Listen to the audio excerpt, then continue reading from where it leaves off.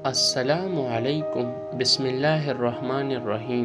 ہم آپ کو یوٹیوب کے اس منفرد چینل میں خوش آمدید کہتے ہیں۔ اگر آپ نے ابھی تک ہمارا چینل سبسکرائب نہیں کیا تو اسے سبسکرائب کیجیے۔ امیر باپ غریب باپ پارٹ 3 کتاب کا تیسرا حصہ نیچے اسباق یا اصولوں کے بارے میں ہے، اور انہیں میں نے اتنا آسان فہم بنایا ہے جتنا میرے امیر باپ نے میرے لیے بنائے تھے۔ یہ جوابات نہیں مگر رہنما اصول ہے، ایسے رہنما اصول جو آپ اور آپ کے بچوں کو دولت مند بننے میں مددگار ہوں گے، خواہ اس بدلتی دنیا میں کوئی سی تغیرات رونما ہوں۔ یہ اصول ہمیشہ کے لیے روشنی کے مینار بن کر آپ کی رہنمائی کرتے رہیں گے۔ پہلا سبق: دولت مند پیسے کے لیے کام نہیں کرتے۔ دوسرا سبق: اقتصادی تعلیم کیوں ضروری ہے۔ تیسرا سبق: اپنے کام سے کام رکھو۔ چوتھا سبق: ٹیکس کی تاریخ اور فرموں کی اہمیت۔ پانچواں سبق: دولت مند پیسے کی ایجاد کرتے ہیں۔ چھٹا سبق: سیکھنے کے لیے محنت کرو، پیسے کو کمانے کے لیے محنت نہ کرو۔ پہلا سبق: دولت مند پیسے کے لیے کام نہیں کرتے۔ ڈیڈ، کیا آپ مجھے بتا سکتے ہیں کہ امیر کیسے ہوا جاتا ہے؟ میرے باپ نے شام کا اخبار ہاتھ سے رکھا۔ بیٹے، آپ امیر کیوں بننا چاہتے ہیں؟ کیونکہ آج جیمی کی والدہ نئی کیڈلاک میں گھوم رہی تھی اور وہ ہفتے کے اختتام پر اپنی ساحلی کاٹیج میں جا رہے تھے۔ 3 دوست ان کے ہمراہ تھے، مگر مجھے اور مائک کو انہوں نے مدعو نہیں کیا۔ انہوں نے ہمیں کہا کہ وہ اس لیے ہمیں ساتھ نہیں لے جا رہے تھے کہ ہم بہت غریب تھے۔ کیا انہوں نے اسی طرح کہا؟ میرے باپ نے بے یقینی سے پوچھا۔ بالکل اسی طرح، میں نے غمزدہ لہجے میں کہا۔ میرے باپ نے سر کو ہلایا، اینک کو آنکھوں پر جمایا اور دوبارہ اخبار پڑھنے لگا۔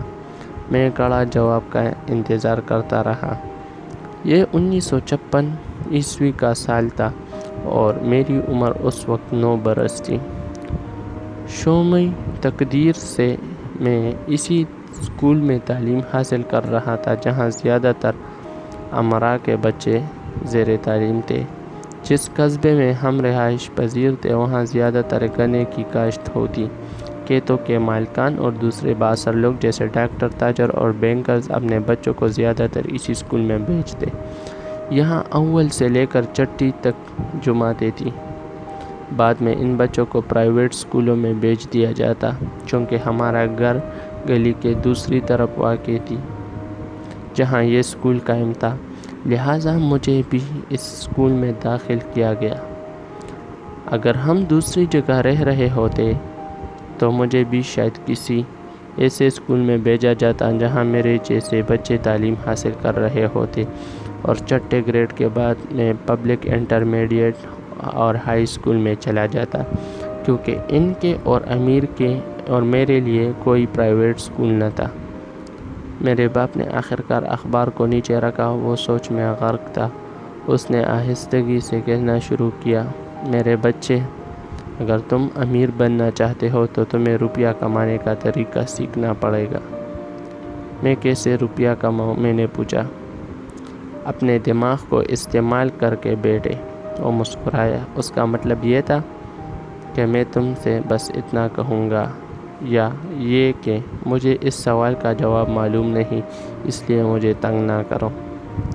ایک شراکت بنتی ہے۔ اگلی صبح میں نے اپنے قریبی دوست مائک کو بتلایا کہ میرے باپ نے کیا کہا تھا۔ جہاں تک میرا خیال ہے کہ اس اسکول میں اور مائک ہی غریب تھے۔ مائک بھی میری طرح حادثاتی طور پر اسی اسکول میں داخل ہوا تھا۔ یہ اسکول اسی ڈسٹرکٹ میں واقع تھا جہاں یہ رہتا تھا، چنانچہ اسے امیر بچوں کے اسکول میں داخلہ مل گیا۔ ہم غریب تو نہ تھے، مگر جب دوسرے لڑکوں کے نئے نکور، بیس بال دستانوں اور نئی سائیکلوں پر ہماری نگاہ پڑتی تو ہم خود کو غریب تصور کرتے۔ ہمارے والدین ہماری بنیادی ضرورتیں جیسے کھانا پینا، رہنا اور لباس مہیا کرتے، اور بس میرا باپ کہا کرتا، اگر تمہیں کسی چیز کی ضرورت ہے تو اس کے لیے کام کرو۔ ہمیں بہت سی چیزوں کی ضرورت تھی مگر 9 سالہ بچوں کے لیے کام کا فقدان تھا۔ روپیہ کمانے کے لیے ہم کیا کریں؟ مائک نے پوچھا۔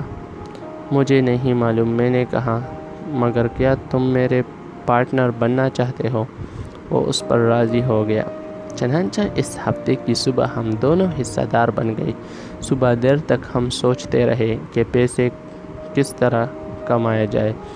اس دوران ہم ان بچوں کے بارے میں بھی سوچتے تو جیمی کے ساحلی گھر میں مزے کر رہے تھے اور خنکی کا لطف اٹھا رہے تھے۔ اس سے ہمیں تکلیف ضرور ہوتی مگر اس کا فائدہ تھا، کیونکہ اس طرح ہم زیادہ یکسوئی سے پیسہ کمانے کے بارے میں منصوبے بناتے رہے۔ آخرکار دوپہر تک اچانک ہمارے ذہنوں میں بلی کے کوندے کی طرح ایک خیال پیدا ہوا۔ مائک نے یہ خیال سائنس کی ایک کتاب سے لیا تھا۔ خوش ہو کر ہم نے زور سے آپس میں ہاتھ ملایا اور اسے پارٹنرشپ کے پاس اب کرنے کو کچھ تھا۔ اگلے بہت سے ہفتوں کے دوران میں اور مائک ہمسایوں کے تقریباً تمام گھروں کے دروازے کھٹکھٹاتے رہے اور ان سے درخواست کی کہ وہ خالی ٹوتھ پیسٹوں کی ٹیوبز ہمارے لیے رکھ چھوڑیں۔ بہت سے ہمسائے اس عجیب درخواست پر حیران ہوئے مگر مسکرا کر انہوں نے خامی بھر لی۔ کچھ نے پوچھا بھی کہ ہم ان خالی ٹیوبوں کا کیا کریں گے، جس کے جواب میں ہم نے کہا کہ ہم ان کو نہیں بدلا سکتے تھے کیونکہ یہ ایک کاروباری راز تھا۔ میری والدہ میرے اس طرز عمل سے خاصی پریشان تھا۔ واشنگ مشین کے قریب ہم ایک جگہ یہ ٹیوبز اکٹھی کر رہے تھے۔ وہاں ایک گتے کے ڈبے میں ہم انہیں جمع کر رہے تھے اور روز بروز یہ ڈھیر بڑا ہو رہا تھا۔ آخرکار تنگ آ کر میری والدہ نے سختی رویہ اختیار کیا۔ اس کے ہمسایوں کی استعمال شدہ پچکی ہوئی تڑی مڑی اور گندی ٹیوبوں کو اپنے گھر میں اکٹھے ہوتے دیکھ کر وہ تنگ آ چکی تھی۔ تم لوگ کیا کر رہے ہو؟ اس نے پوچھا، اور میں یہ بات سننا نہیں چاہتا کہ یہ کاروباری راز ہے۔ جو کرنا ہے جلد کرو وگرنہ اس ڈھیر کو اٹھا کر باہر پھینک دوں گی۔ میں نے اور مائک نے ماں کی منت سماجت کی کہ وہ صرف تھوڑے دن اور صبر کرے، جب ہمارے پاس خاصا ذخیرہ اکٹھا ہو جائے گا اور ہم اپنی پیداوار شروع کر دیں گے۔ ہم نے والدہ کو بتلایا کہ ہم اس انتظار میں تھے کہ ہمارے ہمسائیگی کے چند گھروں میں ٹوتھ پیسٹ ٹیوبیں خالی ہو جائے تاکہ وہ بھی ہمیں مل جائے۔ میری والدہ نے مجھے 1 ہفتے کی مہلت دے دی۔ پیداوار کے لیے جو تاریخ مقرر کی گئی تھی اسے تھوڑے آگے سرکا دیا گیا۔ ہم پر سخت دباؤ تھا۔ میری پہلی کاروبار شراکت کو بے دخلی کا خطرہ تھا اور وہ بھی میری والدہ کی جانب سے۔ مائک کا فرض تھا کہ وہ ہمسایوں کو تاکید کرے کہ وہ جلد از جلد اپنی ٹیوبز خالی کرے۔ وہ ان سے کہتا کہ دانتوں کے ڈاکٹروں کی نصیحت کے مطابق انہیں دانت زیادہ سے زیادہ مرتبہ صاف کرنے چاہیے۔ میں نے پیداوار کے منصوبے کو بے مرتب کرنا شروع کیا۔ ایک دن میرا باپ ایک دوست کے ہمراہ اس جگہ آیا جہاں پیداوار کا عمل پورے زور و شور سے جاری تھا۔ جب وہ اس کا دوست قریب آئے تو انہوں نے دیکھا کہ ایک برتن دہکتے ہوئے کوئلوں پر رکھا تھا جس میں ٹوتھ پیسٹوں کے خولوں کو پگھلایا جا رہا تھا۔ ان دنوں ٹوتھ پیسٹ پلاسٹک کی ٹیوبوں میں نہیں ہوتی تھی، انہیں شیشے سے بنایا جاتا تھا۔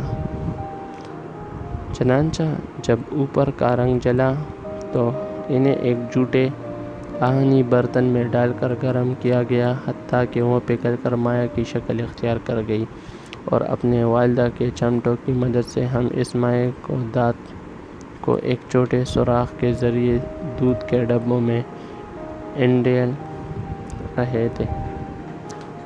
دودھ کے ڈبوں کو پلاسٹر آف پیرس سے بھرا گیا تھا، سفید رنگ کا پاؤڈر جو ہر طرف پھیلا ہوا تھا، اس لیے پھیلا کے پانی میں ملانے سے پہلے ہی جلدی میں میرے ہاتھ سے پلاسٹر آف پیرس کا تھیلا زمین پر گر کر پڑ گیا اور پاؤڈر کی ایک تہ فرش پر جم گئی۔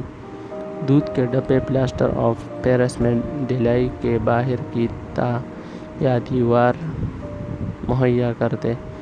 میرے والد اور اس کے دوست نے بغور ہمیں کام کرتے ہوئے دیکھا۔ ہم نہایت احتیاط سے گرم مائع کو پلاسٹر آف پیرس کے مصباحوں میں ڈال رہے تھے جنہیں دودھ کے خالی ڈبوں میں رکھا گیا تھا۔ احتیاط سے، میرے والد نے کہا۔ میں نے اوپر دیکھنے بغیر سر کو ہلا دیا۔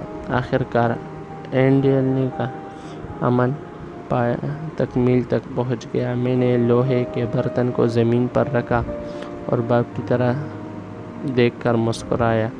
تم لوگ کیا کر رہے ہو؟ اس نے محتاط لہجے میں پوچھا۔ ہم وہی کر رہے ہیں جس کی آپ نے مجھے نصیحت کی، ہم امیر بننے جا رہے ہیں، میں نے کہا۔ ہاں، مائک نے مسکرا کر سر ہلاتے ہوئے اقرار کیا۔ ہم حصہ دار ہیں۔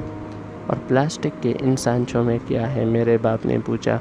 ڈیڈ، غور سے دیکھو، آپ کو جلد پتہ چل جائے گا۔ میں نے ایک چھوٹے سے ہتھوڑے سے سانچے کو ہلکی پھلکی ضرب لگائی۔ وہ 2 حصوں میں تقسیم ہو گیا۔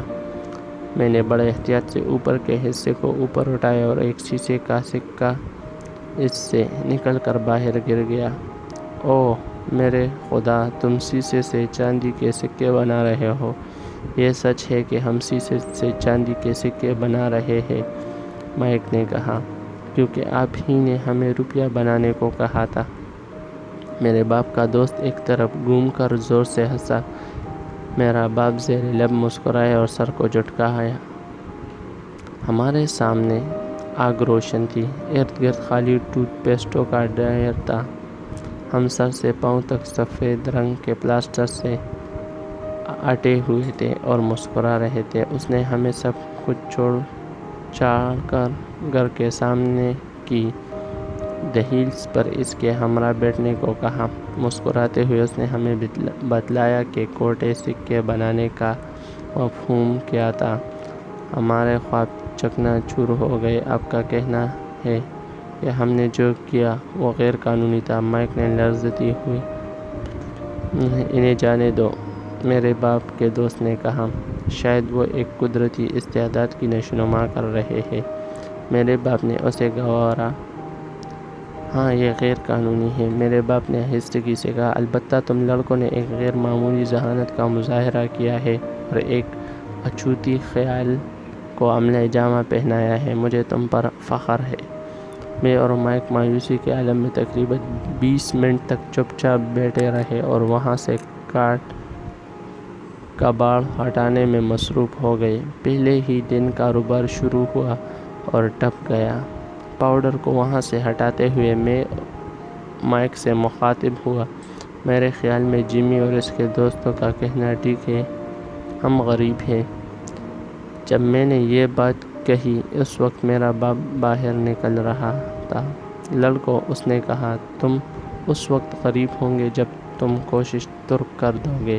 سب سے اہم بات یہ ہے کہ تم نے کچھ کیا ہے۔ مجھے تم دونوں پر فخر ہے۔ میں دوبارہ یہ کہہ رہا ہوں کہ کوشش جاری رکھو، ہارنا مت۔ میں اور مائک خاموشی سے کھڑے رہے۔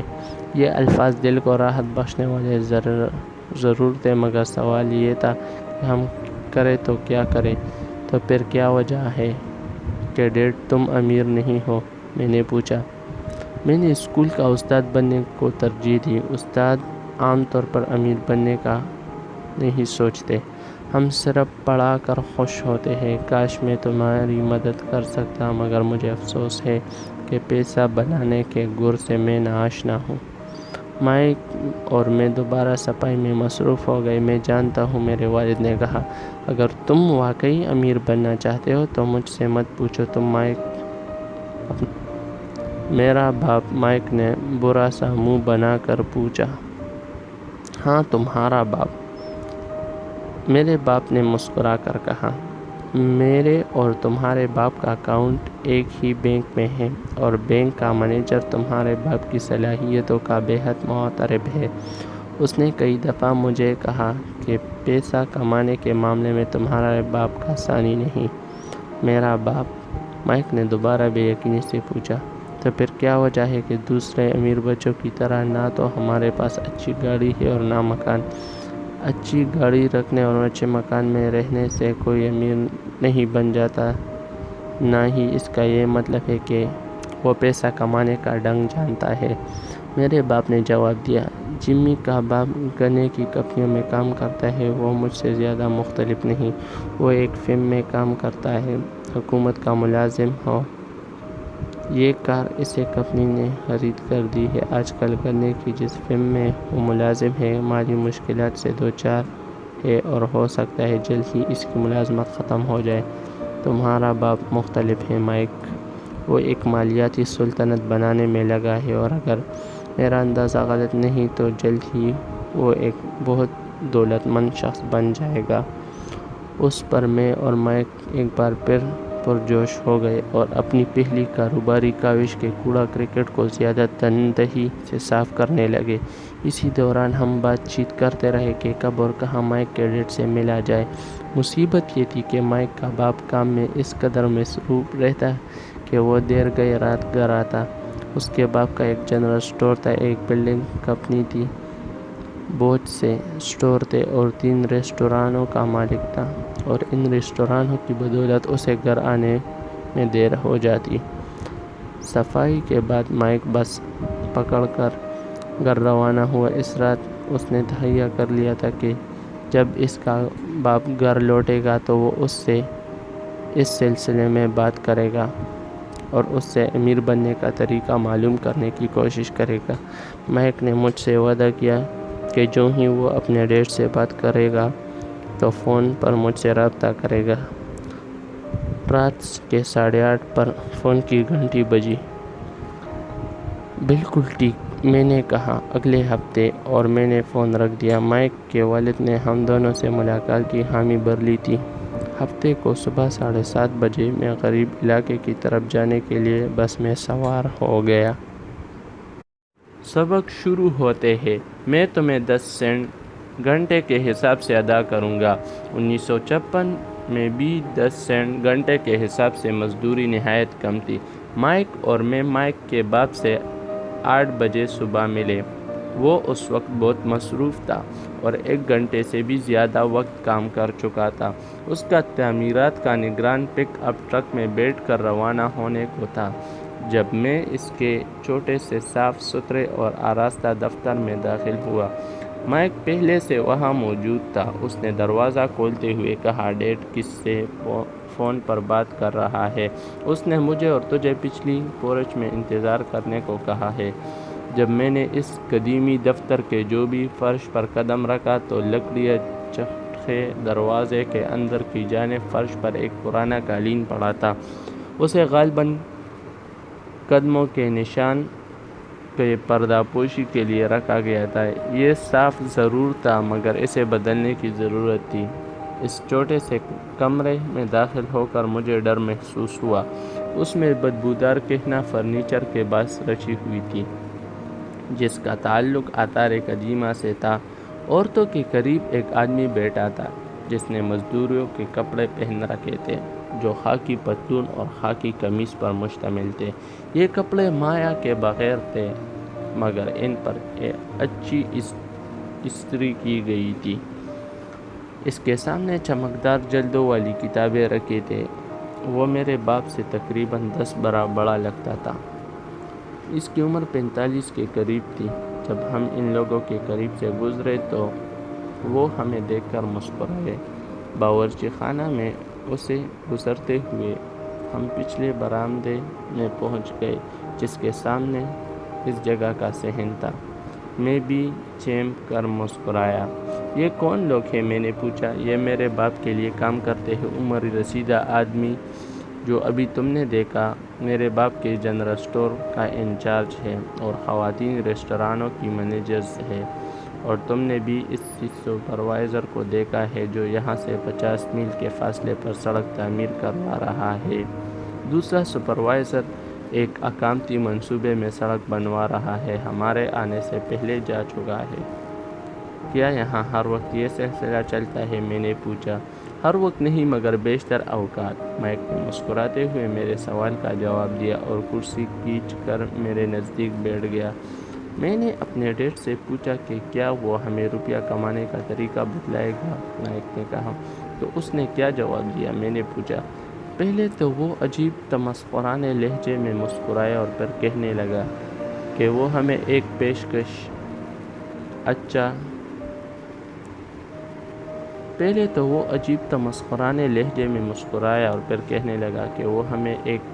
کرے گا۔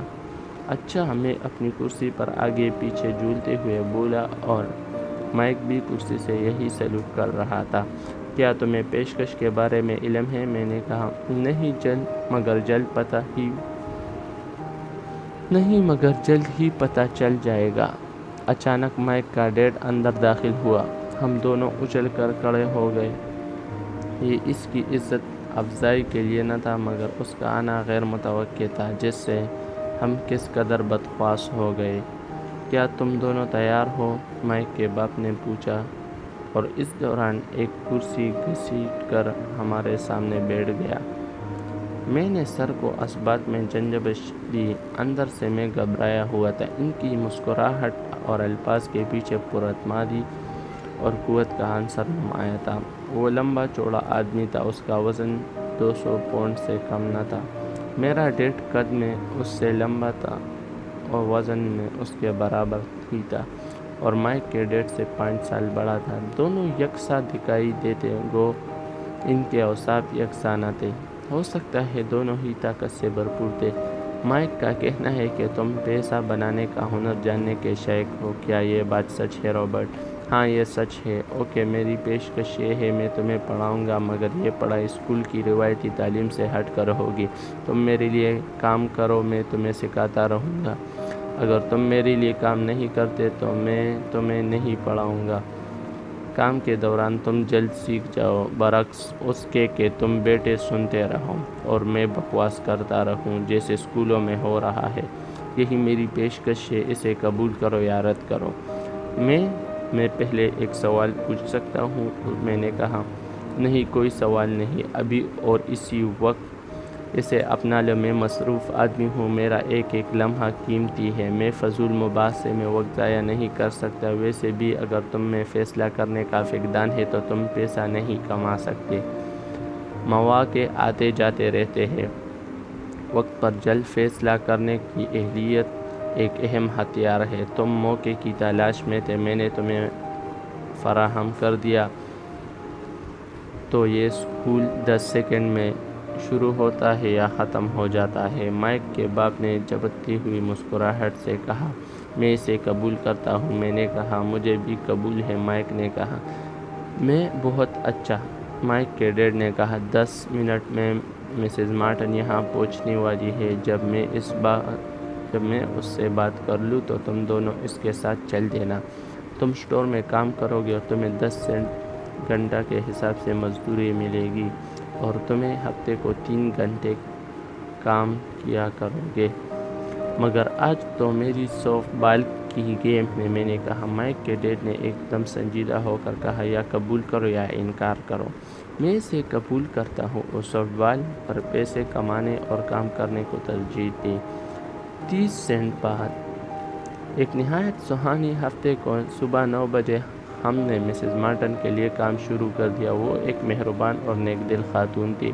وہ ہمیں دیکھ کر ہمیشہ کہتی کہ اسے اپنے 2 بیٹے یاد آ جاتے ہیں جو بڑے ہو کر اسے چھوڑ گئے تھے۔ بے شک وہ نرم دل تھی مگر محنت پر اسے یقین تھا اور وہ ہم سے خاصی مشقت کرواتی۔ اسے کام لینا آتا تھا۔ 3 گھنٹے مسلسل ہم نے خوراک کے بند ڈبے ایک ایک کر کے شیلفوں سے اٹھائے اور ان کی ایک جھاڑن سے جھاڑ پوچھ کر اور بعد میں انہیں واپسی اسی جگہ خوبصورتی سے ترتیب دیا۔ یہ ایک صبر آزما کام تھا۔ مائک کا باپ، جسے میں اپنا امیر باپ کہہ کر پکارتا ہوں، اس کے ایسے 9 فوڈز اسٹور تھے جن سے ملحقہ بڑی بڑی کار پارکس تھے۔ وہ 7-11 اسٹورز کی ابتدائی طرز پر بنائے گئے تھے جہاں ارد گرد کے لوگ ضرورت کی اشیاء یعنی دودھ، ڈبل روٹی، مکھن اور سگریٹ وغیرہ خریدتے۔ مصیبت یہ تھی کہ اسٹور جزائر ہواوی میں تھے۔ اور اس وقت تک ایئر کنڈیشن ایجاد نہ ہوئے تھے اور گرمی کی وجہ سے ان اسٹورز کو اپنے دروازے کھلے رکھنے پڑتے۔ اسٹور کے دونوں جانب دروازے کھلے رکھنے پڑتے تھے کیونکہ ایک دروازے سے گاہک اندر داخل ہوتا اور دوسرے سے پارکنگ شیڈول میں چلے جاتے۔ ہر دفعہ جب کوئی کار آ کر پارکنگ شیڈ میں کھڑی ہوتی تو مٹی اور گرد و غبار کا ایک بادل اٹھتا اور اسٹور کے اندر رکھی ہوئی اشیاء پر دھول کی تہ جم جاتی۔ چنانچہ ہمیں یہ کام اس وقت تک کرنا تھا جب تک ایئر کنڈیشن دستیاب نہ ہو جاتے۔ 3 ہفتوں تک باقاعدگی سے ہم مسز مارٹن کے پاس حاضری دیتے رہے اور 3 گھنٹے کام کرتے رہے۔ دوپہر تک ہمارا کام ختم ہو جاتا۔ وہ ہماری ہتھیلیوں میں 10-10 سینٹ کے سکے تھما دیتی۔ حقیقت تو یہ ہے کہ 1950 کے وسط تک بھی 30 سینٹ کی کوئی بڑی رقم نہ تھی۔ ان دنوں کامک بکس کی قیمت 10 سینٹ تھی۔ چنانچہ میں اپنے پیسوں سے چند کامک بکس خریدتا اور گھر چلا جاتا۔ چوتھے ہفتے کے بدھ تک میں کام چھوڑنے پر تیار تھا۔ میں صرف اس لیے اس کام پر راضی ہوا تھا کہ میں نے مائک کے ڈیڈ سے پیسہ کمانے کا طریقہ سیکھنا چاہتا تھا اور حالت یہ تھی کہ 10 سینٹ گھنٹے کا غلام بن کر رہ گیا تھا اور اس پر طرح یہ کہ آج تک اس ذات شریف کی شکل تک نظر نہ آئی تھی۔ دوپہر کے کھانے پر میں نے مائک سے کہا، میں کام چھوڑ رہا ہوں، اسکول کا کھانا بھی خراب تھا۔ یہاں کی پڑھائی سے مجھے دلچسپی نہ رہی تھی اور ہفتے کو سنبھال کر میں جو تھوڑی بہت تفریح کر لیتا تھا وہ بھی ختم ہو چکی تھی۔ مجھ تک صرف 30 سینٹ پہنچتے۔ اس دفعہ مائک مسکرایا۔ تمہیں کیوں ہنسی آ رہی ہے؟ میں نے غصے اور مایوسی سے پوچھا۔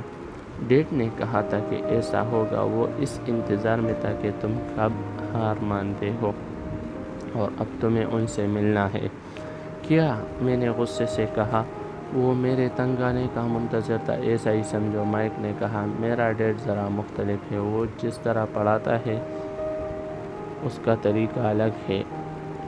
تمہارے ماں باپ پند و نصیحت بہت کرتے ہیں۔ میرا باپ خاموشی طبع اور تھوڑی بات کرتا ہے۔ ہفتہ تک تم انتظار کرو اور پھر میں ان کو بتلا دوں گا کہ اب تم اس سے ملنے کے لیے تیار ہو۔ تمہارے کہنے کا مطلب یہ ہے کہ یہ سب جان بوجھ کر کیا گیا؟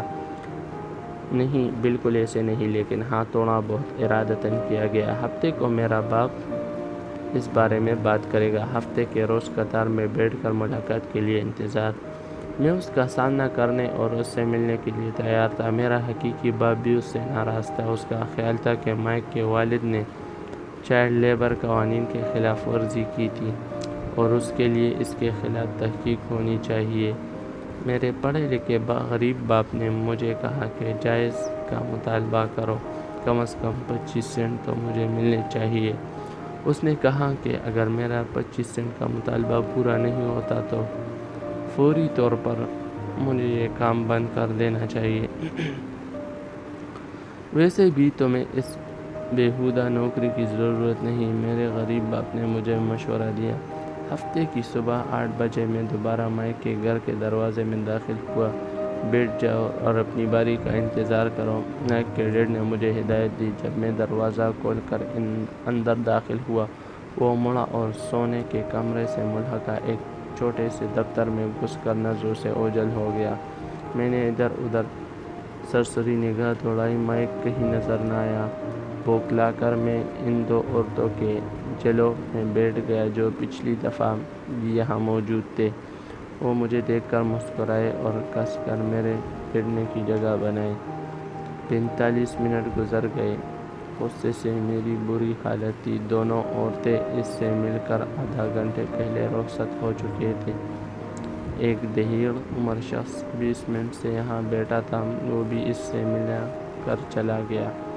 باہر دن خوشگوار تھا اور میں اس گھٹے ہوئے بوسیدہ کمرے میں بیٹھا اس سے ملنے کا انتظار کر رہا تھا۔ میں ایسے شخص سے ملنے والا تھا جو تاجر پیشہ تھا اور بچوں سے مزدوری کرواتا تھا۔ دفتر میں اس کے ہلنے جلنے کی آوازیں سنائی دی جا رہی تھی۔